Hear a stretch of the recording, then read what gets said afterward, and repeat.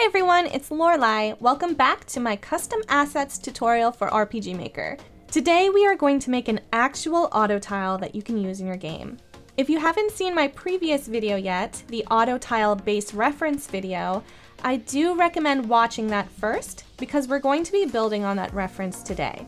It's a lot of work up front, but it's going to save you a ton of time in the future as you make more and more autotiles for your game. As you can see, I've got open the same base reference that we made in the previous video. I'm thinking today we're going to make two different tiles, an A2 ground tile and an A3 wall tile. If you remember from my first autotile video, A2 ground tiles are a little bit more complex than the A3 wall tiles because they include these inner corners. So I'm thinking for our A2 ground tile, we should go with something a little bit more complex, maybe like a cobblestone path, because that's going to show you more of the method than, say, a grass tile or dirt tile, which might not have all of the same details that a cobblestone path might have. For the wall, we're going to make something pretty simple because you're already going to understand the gist of it from having made that first ground tile. So let's get started. I do recommend not making your changes to the autotile base that we worked on. Instead, just go to Image, Duplicate, and call this autotile cobblestone. That way we can make all of our changes here without editing our original reference. You may be tempted to just go ahead and start editing all of these tiles here as they are, but I kind of recommend making a sketch first on a separate document and then bringing that in. So let's go ahead and do that. We're going to draw what we kind of want our tile to look like, and it should fit within this 96 by 96 square here. So let's go ahead and make a new document that is 96 by 96 and zoom in a bit.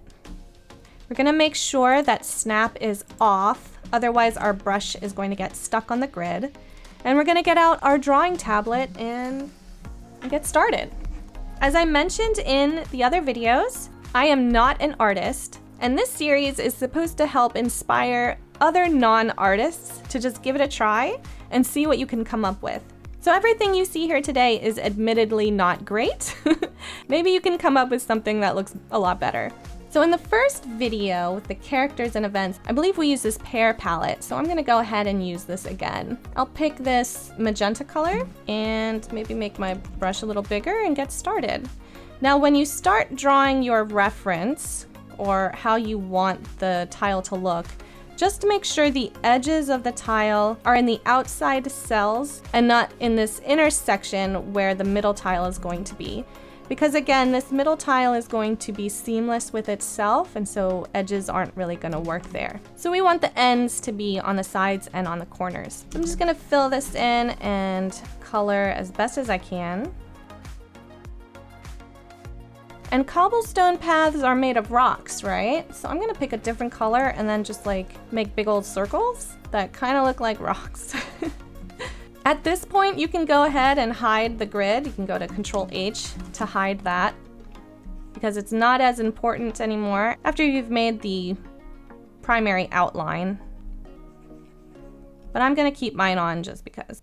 I don't want you to worry about making it all seamless right now. We're gonna do that in the next step. So just fill it out with what you think that you kind of want it to look like. It is going to change, but it's nice to have a first draft like this. Okay, then I'm gonna add like a nice little highlight kind of to the rocks. And then a shadow. And then I'm gonna add a little outline. This is actually starting to look more like an amoeba than a cobblestone path, but whatever, let's trust the process. And this cobblestone path is going to be on top of grass. So I'm gonna make a new layer and drag this underneath and then color the background with green so that it's kind of like grass. And then I'm gonna go ahead and merge that down. You could go ahead and kind of like make little grass going on top of the cobblestone if you want to.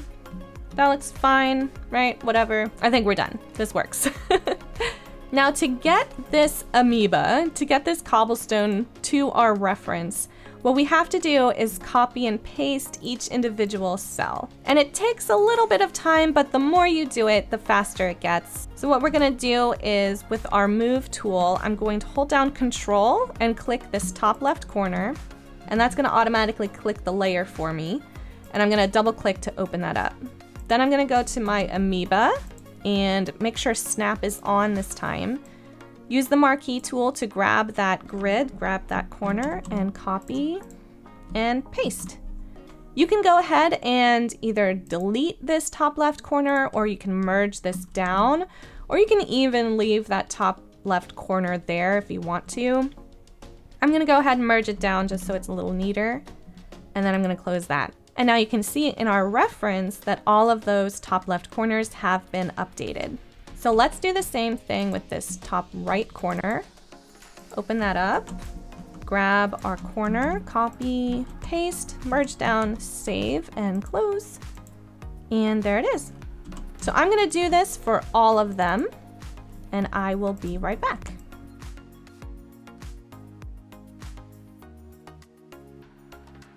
Okay, I'm done. So all of our little cells are now inside of our reference document. All of them except for the inner corners, which we are gonna have to draw ourselves in a little bit. So now if I hide the grid and zoom in, you can see that this is not very pretty. The cells do not mesh well with each other. There's some hard edges. It's overall not a very good tile, is it?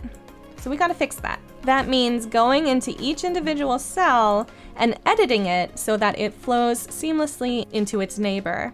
And unfortunately, every time you make a change to one cell, it's going to have a chain reaction and start making issues with other cells. So it is a bit tedious, but I don't think it's that bad.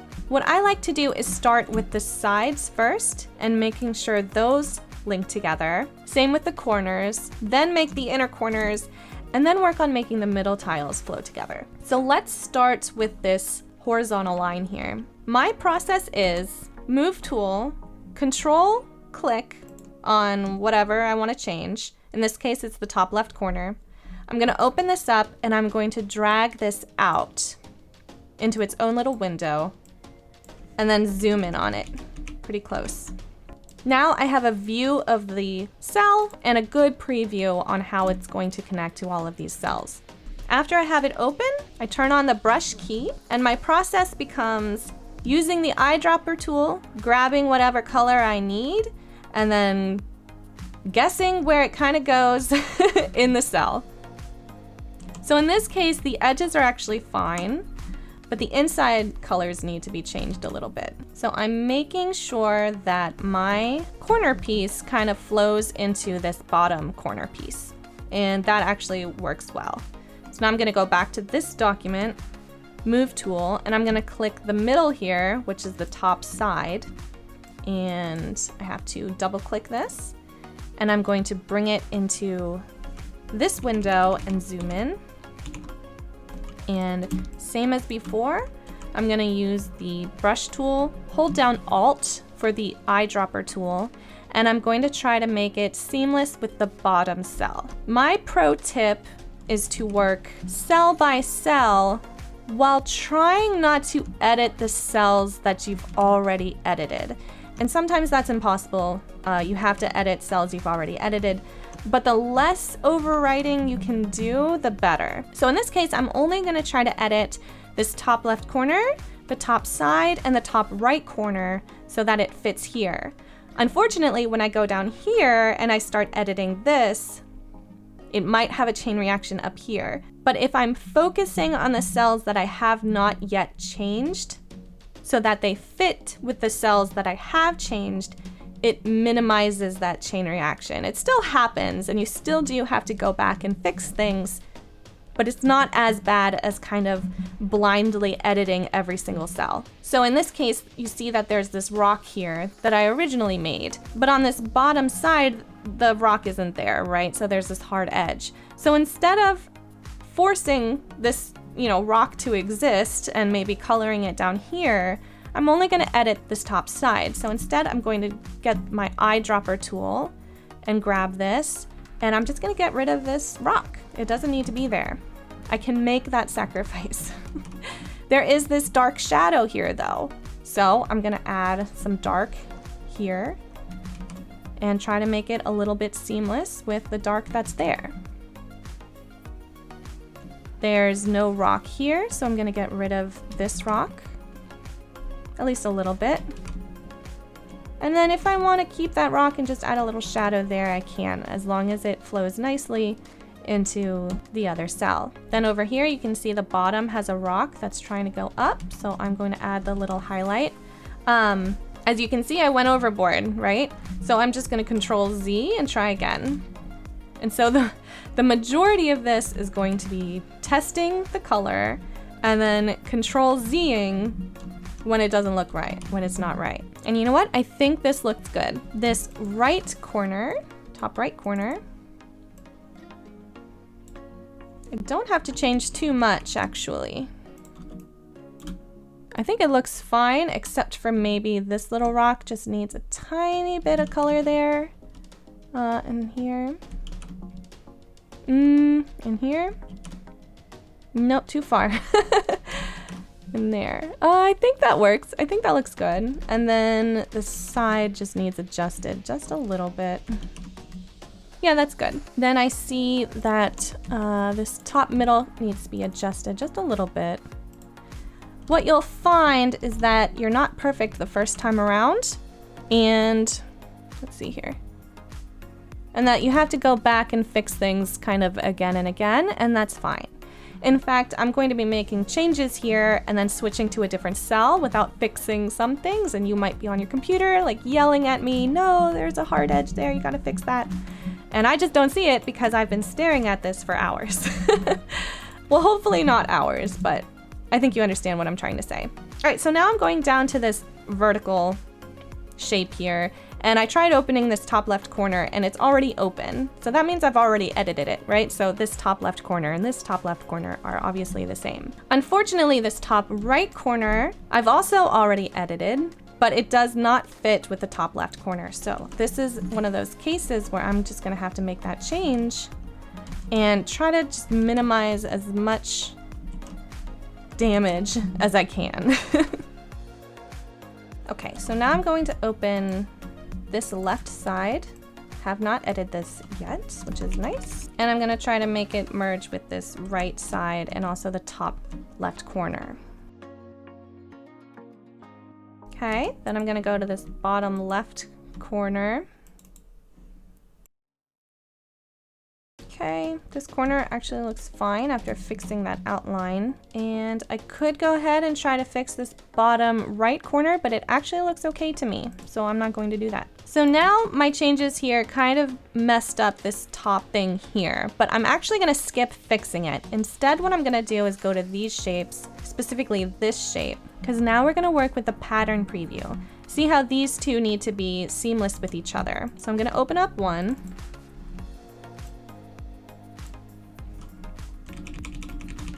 Zoom in. And this is already sort of seamless with the top. So now what we want to do is make it seamless left and right. We're going to go to View, Pattern Preview. Oops, not for that one, for this document. And now, whenever we make a change to the sides, it's going to loop it around for us, making our life so much easier. When we are in Pattern Preview, we only want to make edits to the sides here and not the top and the bottom, because that's going to run into the grass and that's going to mess us up. So this is kind of why I leave the Pattern Preview to second, because we already changed the tops and the bottoms for the most part. We do need to make some changes, but overall it's not too bad. So first I'm going to fix the outline. Okay, that's looking fine. Let's open up the top side. And I think that looks good. I'm probably missing something, but for the most part, that looks fine. And actually, these two sides look fine too. I don't think I really need to go into Pattern Preview for them. So I'm gonna leave them alone for now. I'm afraid if I touch it, it'll mess up and break. Now I do think I need to fix this. Okay, that looks fine. And I do need to fix the corners. Let's fix this one first because this is a loop. So we're gonna have to fix that there. That looks good. There's a little hard edge there. And to fix that, I'm actually gonna turn off pattern preview. Another pro tip is no one's going to be looking as close to your tiles as you are. You're going to be the most picky. Your viewers probably aren't even gonna notice. They'll notice big things, like this one doesn't look very good, so let's fix this. Again, you're probably yelling at me at the computer thinking, girl, you missed all this stuff. Like right here, how did you miss this? I don't know. I don't know how I missed it. I just don't know. So let's fix it. Where is this issue? Here? No. Here? No. Here? Yes. Here. Okay. So there's like a little pink here. No. Here. No. Here? Yes. And then some darker. Okay, that looks good, right? That's fine. Okay, good enough, I think. And then these guys are still good, right? Because these are basically duplicates of this. And so now what we get to do is make the inner corners. A whole other monster. Let's zoom in. And I'm just gonna go ahead and fill this whole thing with green. And then, this dark color. And just kind of guess like where it should go.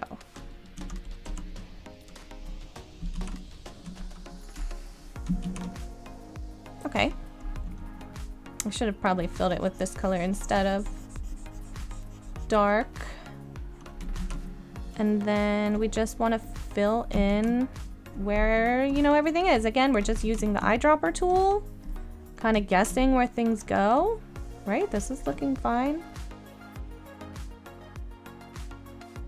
And then we can go ahead and just make our own big ol' rock. That doesn't need to be connected to anything. There. That looks fine. Now let's make this inner corner. The more you do it, the easier it gets. And you start to like forgive yourself for messing up. Like, oh, that color didn't go there. Control Z. And you start getting a little frustrated, but the more you do it, the more it's like, okay, this is gonna happen no matter what. So there's no reason, you know, no reason to be hard on myself for that. It's kind of like doing a jigsaw puzzle.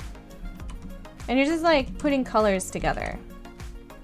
Colors that may or may not fit, right? That looks fine. And then I'm just gonna make a big old rock with a nice little highlight and a nice little low light. Okay, and now let's do this one down here.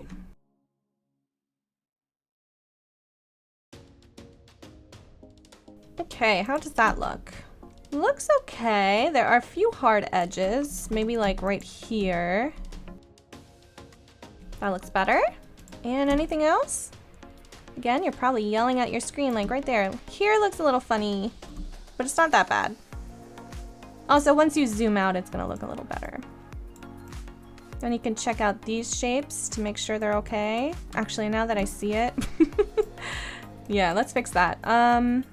Which one should we fix? Okay, now we have to fix the middle. So let's control click that to open that up. Move this to main window, zoom in a bunch, and turn on pattern preview. Now we gotta try to make the sides match the sides while still being a pattern with itself. So let's start with this top corner.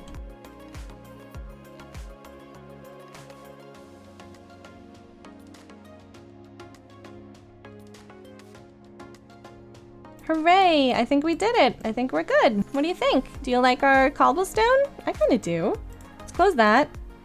And I don't know, let's go ahead and save it. It's better to save it as a PSD so that you can make changes to it later if you ever need to. Then what we're going to do is open up an existing A2 tile sheet. Let's go with the outside A2. Turn on our grid and then make a new layer on top of this. The top left, we're just gonna color all green, all grass right here. We're not even bothering with an auto tile there. But then here, we're going to put our new auto tile. So let's go to our set, turn on the grid so that we can snap to it. Copy merged, paste it in here, and then put it over there.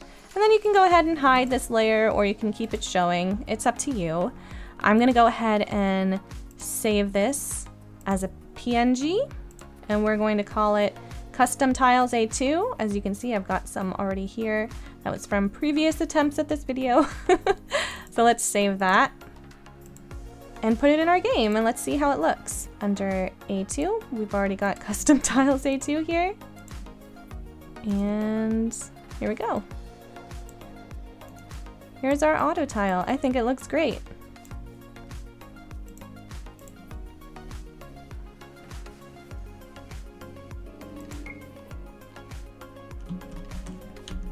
Yay!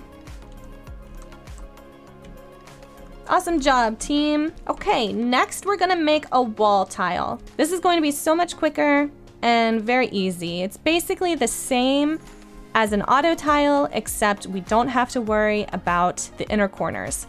So let's go to our auto tile base. We're going to go image, duplicate, auto tile, wall. And just like before, we're gonna make a new document that's 96 by 96. And we're gonna get a rough draft of our wall.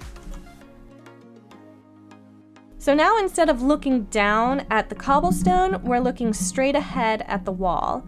And so this middle part is going to be the repeated main pattern of the wall. The corners are going to be whatever corner decoration you might have on the wall.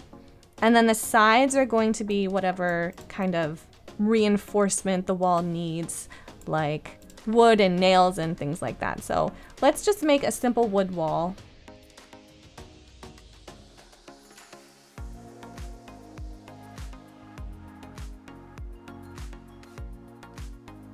Okay, so now we're gonna put this in each of these smart objects, just like before. So let me do that.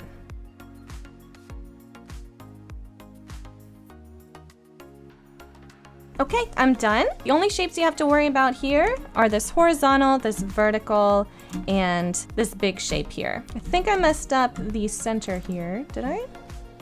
Did I mess this up? Yes. There we go, let's fix that. All right, that looks better. So now we just have to fix the tiling, and you know what? It's so easy with the walls. Once again, we're going to work on the sides first. Let's bring this out, zoom in.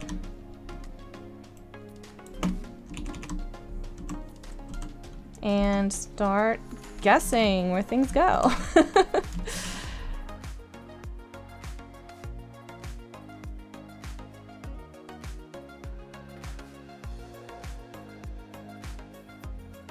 And it's a little messy, but you know what? It's fine, and I think it works, and I think it's cute. So let's put this in the game too. I'm gonna close this. I'm gonna save this as the wall. Let's open up an A3. And in this situation, you'll see that this is set to index and it's locked. This is a good example. If this ever happens to you, it's really hard to make changes to it because everything's kind of locked down. What you gotta do is go to image, mode, and just change it to RGB. Then it's changed to a background.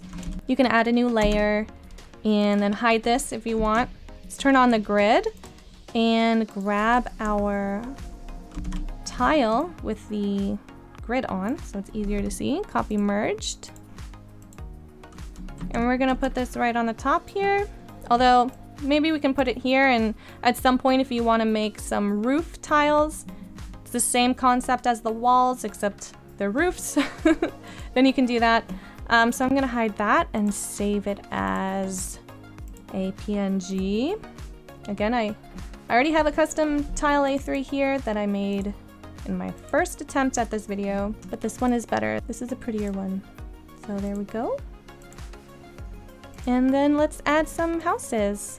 Ta-da! And I don't have any roofs yet, but I do have this thing I can use. This is an auto tile that I made at some point. Then we can play test and see how it looks. There we go. Our character is pretty big, huh? He's almost the size of a house. So we might have to change our character to be a little bit smaller. Or we can make our houses bigger. That might be better. So that is the end of this video. I hope you learned something. Again, I'm not much of an artist, but the point here was to know how to do something so that you can at least try. And auto tiles, I feel like, are very difficult. It was hard for me to find tutorials out there that really resonated with me. So I really hope this video helped you. If it did, please consider subscribing. Make sure to comment, leave a like. You know how it goes. And I will see you later. Bye!